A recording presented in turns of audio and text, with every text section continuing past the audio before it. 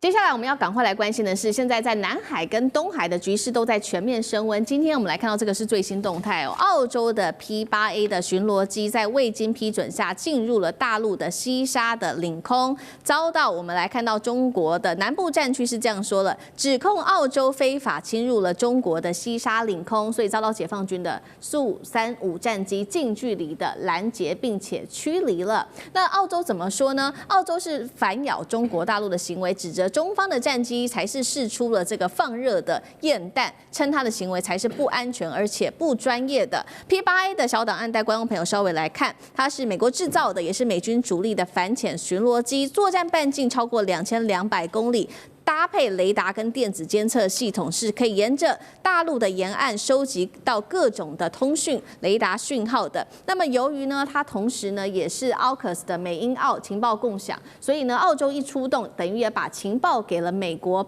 类似的事件，其实我们之前在节目上也谈过。不久前，同样是来自于加拿大的这一架巡逻机在东海遭到大陆解放军的歼16战机逼近，并且驱离。当时大家还记得吗？最近的距离是不到60公尺的。大陆外交部当时也强硬的回应说，加拿大的军机打着联合国的这个旗号，实为做的是侦查渗透。节目一开始请教干哥怎么看了？澳洲、加拿大接连侵入中国领空，这个行为是例行的侦查，还是军事的探测？你怎么看？哎呀，这五眼联盟的这个惯用伎俩，这有什么好奇怪的？我跟你讲，他们都是。你像澳洲的 P8，它一定是以什么？以新加坡为中继站，因为澳洲没有这么远程，超过8000公里的空中加油瓦斗啊，所以都是以新加坡为实际上的基地，就是他们会在那边落地，然后他们到西沙去南海啊，他一定要展示一下什么？我的存在，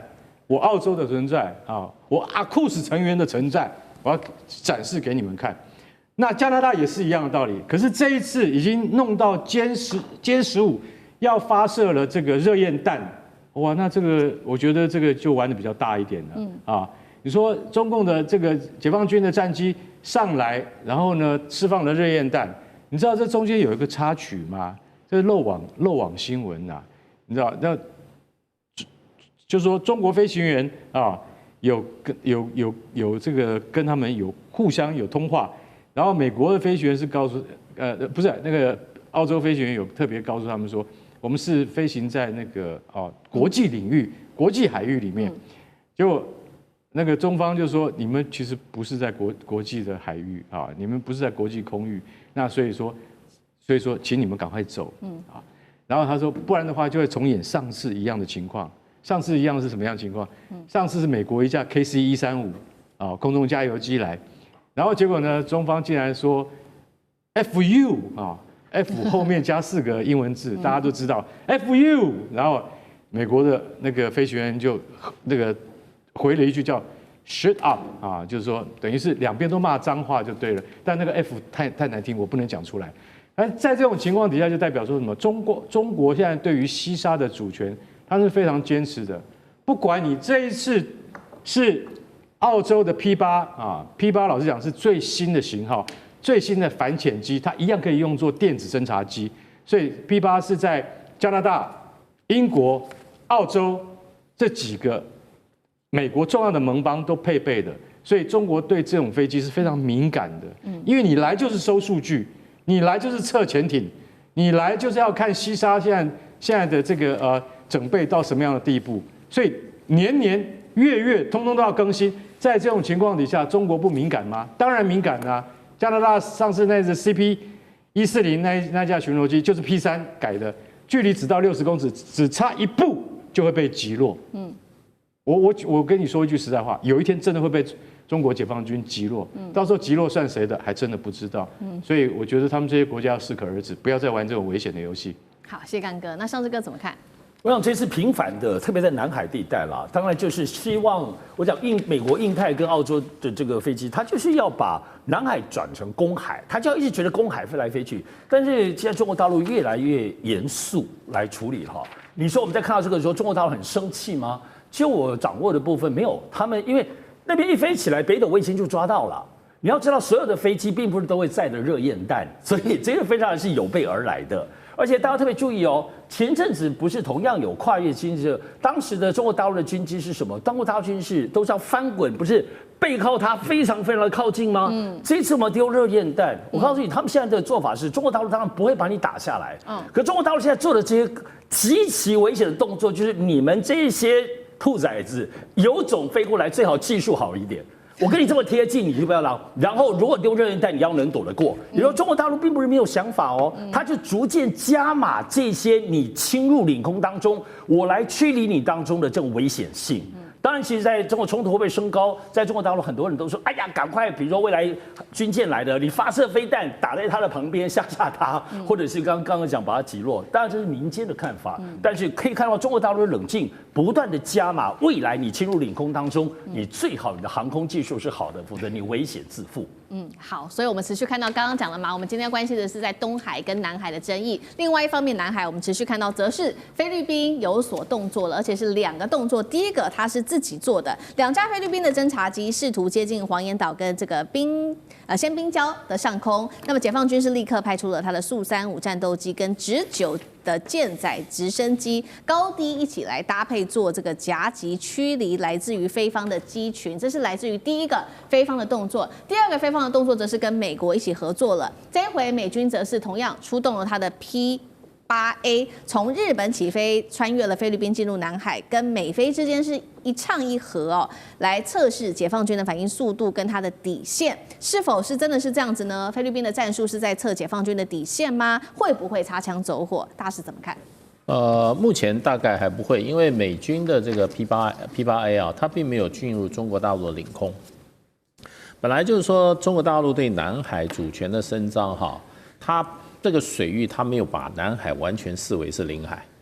哎，如果说就9段线以内的这个都属于中国的领海的话，那变成这个水域就是上面都是中国的领空，你飞到南海就是进入了入侵中国的领空啊。那这个中国大陆可以采取所有攻击性作为，那中国大陆目前没有，看起来中国大陆在法律实践上，只有在中国目前所有效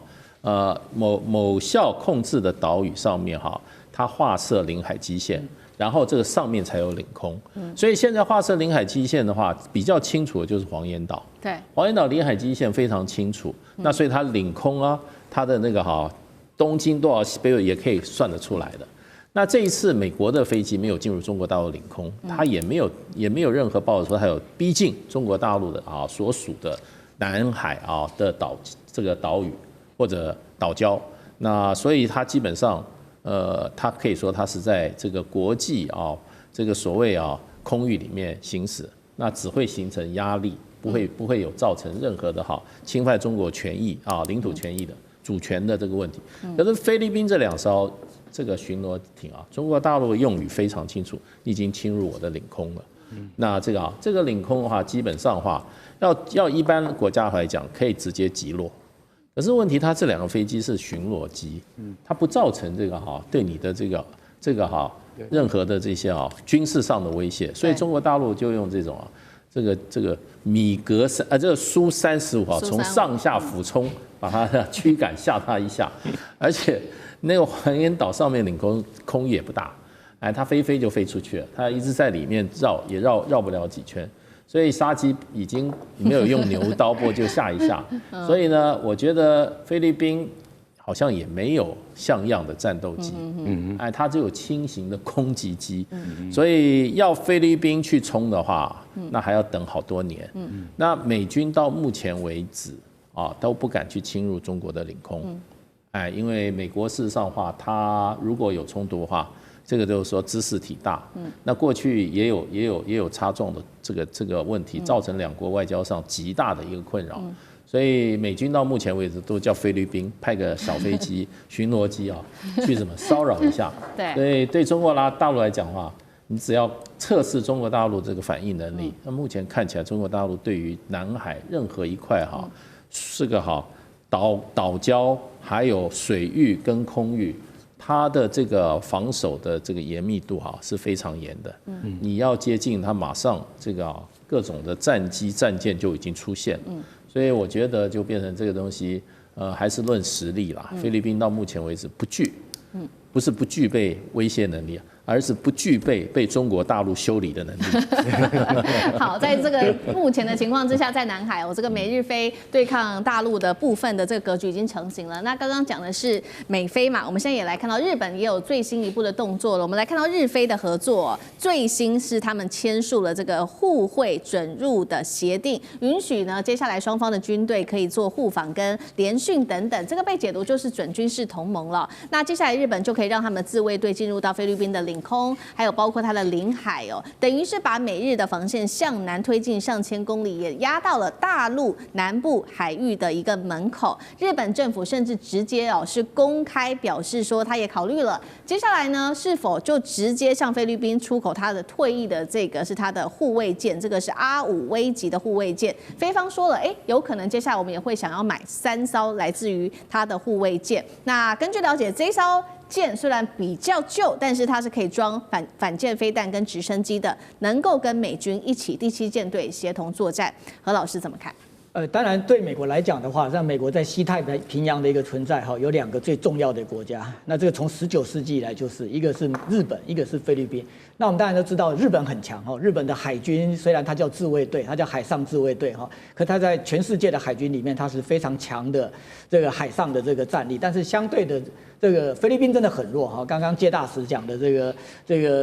对中国来讲的话，你这菲律宾根本就不是这个他要去这个修理的这样的一个对象它弱到连中国大陆都不想修理它。那但是就是说，对美国而言的话，它在整个西太平洋基本上它是要这些小老弟去作为它的一个代理人。那日本当然它足够，它也有那个能力，也有那个意愿去做这样的一个代理人。可是这个菲律宾来讲的话，这个它没有力量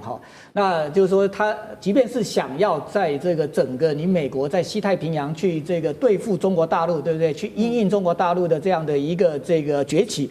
菲律宾想要做点事，但是菲律宾心有余而力不足。那现在对美国而言的话，最快的一个方式就是去强化这个日本跟这个菲律宾之间的这样的一个安全关系。那日本事实上它有和平宪法的一个限制所以说日本除了这个美日同盟之外，它也很难再跟其他的国家去签订同盟。可是它有巧门它就签了一个这个像刚刚我们讲的，就是这个相互准入的这样的一个协定对，事实上菲律宾宪法也禁止，就是说这个在提供这个境内的这样的一个这个基地给其他的国家常设。不过这个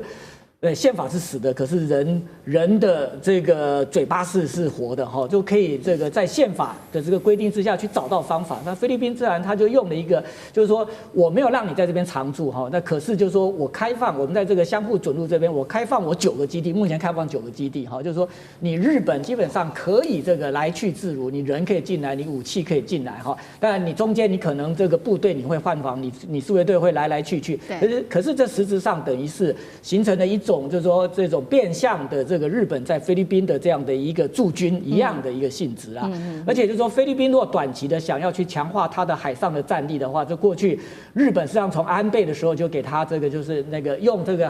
他们的海保厅旧的这个海巡舰。然后给菲律宾，后来菲律宾也买了新的了可是，在海军的这个部分的话，菲律宾显然这个叫汰旧换新的速度没那么快。那如果他要买新的战舰的话，像如果给美国买美国不知道等到牛年马月才有办法再卖给他，因为美国的军工产业现在面临的，他连这个战斧飞弹对不对都不要给乌克兰了，因为什么？美国自己都缺货，还有这个像 PAC-3 这个东西。那所以就是说，最快的方式就是叫日本这个提供他汰换下来的这样的一个海军的一个舰艇给菲律宾，而且从日本的法律来讲，它也亮了绿灯，因为它现在可以做防卫装备移转。那菲律宾基本上是在它移转的一个清单，因为他们签订有协定，所以这个对日本而言的话，就它可以轻易做到，而且这等于是对他来讲是相当于废五金嘛，你要就卖给你，他还可以这个收点钱回来。所以，但这个对于整个这个菲律宾在这个整个南海的一个战力是不是有所提升这个显然。这个他卖给他的并不是一个这个现役的，而且是最先进的这样的一个这个装备。对于中国来讲，这种装备可能也不足为患。好，谢谢何老师。那我们休息一下，马上回来。地缘政治、美中之争、战略价值、强权崛起、小国生存，现在与未来洞悉事件走向，掌握世界脉动，全球观点。